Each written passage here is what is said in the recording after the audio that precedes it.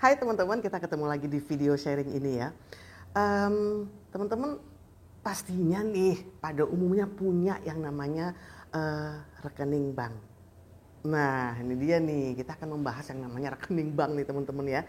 Nah kalau kita punya rekening di bank, terus sering kita tarik nih shopping, belanja online apapun itu gitu ya, ya otomatis saldonya berkurang dong, bener nggak? Tapi sebaliknya kalau kita sering nyetor, deposit, nabung kan gitu ya, saldo rekeningnya otomatis kan naik terus ya. Dan pada akhirnya juga bunganya makin banyak kan. Seneng kan? Happy kan? Nah tapi di sini poinnya, ada nggak setoran dan tarikan yang bentuknya bukan uang, tapi hasilnya nggak kalah bikin kita happy dan juga orang lain happy? Yuk kita bahas yang satu ini.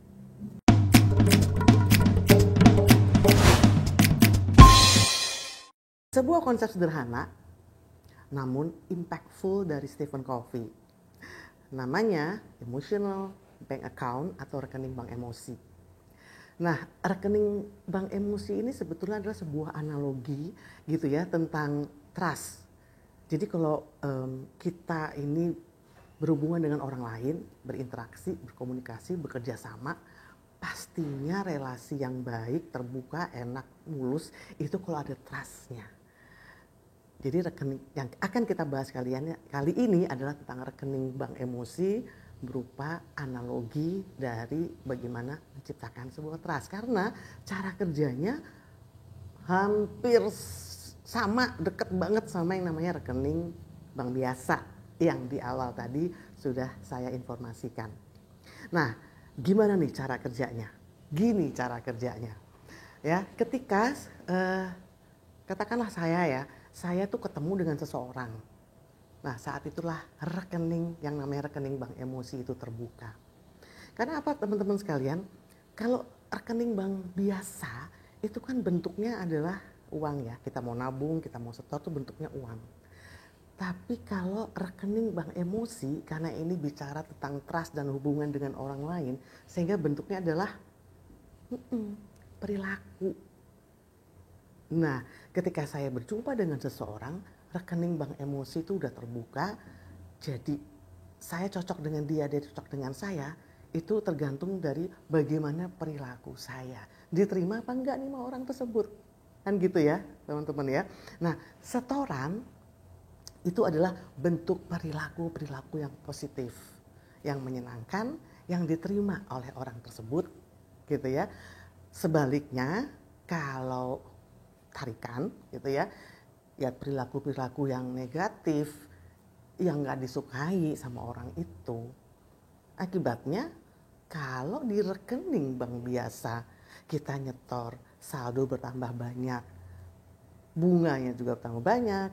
Kalau di rekening bank emosi kita setor, perilaku baik banyak diterima, orang tersebut kemudian suka dalam tanda petik, cocok dengan kita, akhirnya endingnya yang kita dapat adalah trust itu.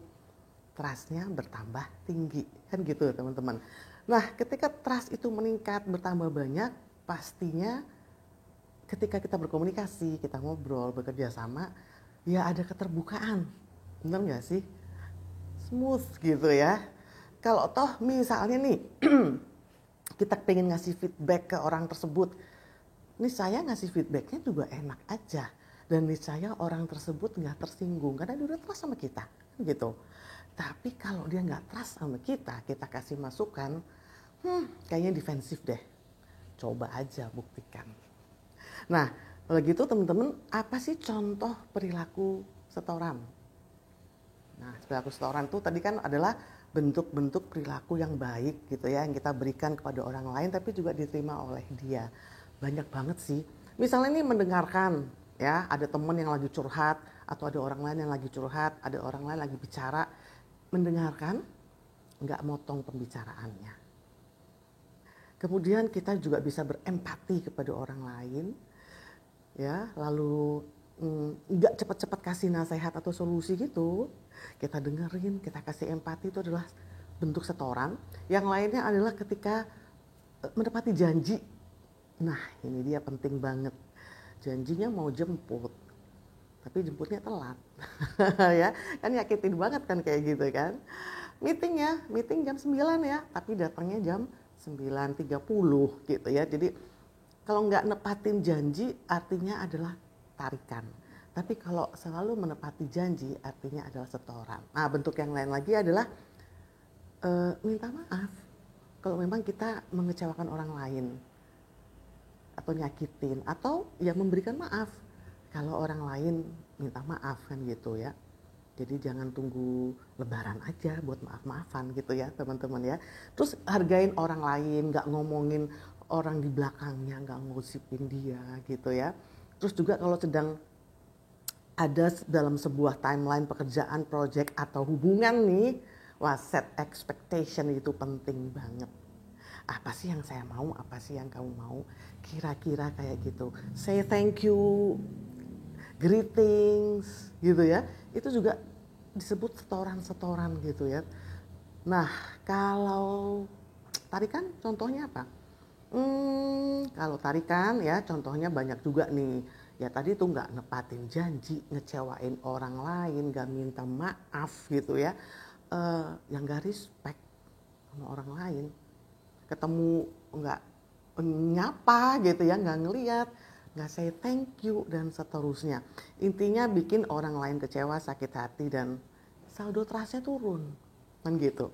Nah teman-teman, setelah kita tahu nih ya perilaku setoran tarikan, sekarang gimana caranya supaya perilaku baik kita tuh yang istilahnya setoran tadi ya enggak dikomentarin tumben gitu ya, nggak dikomentarin tumben. Caranya gimana nih?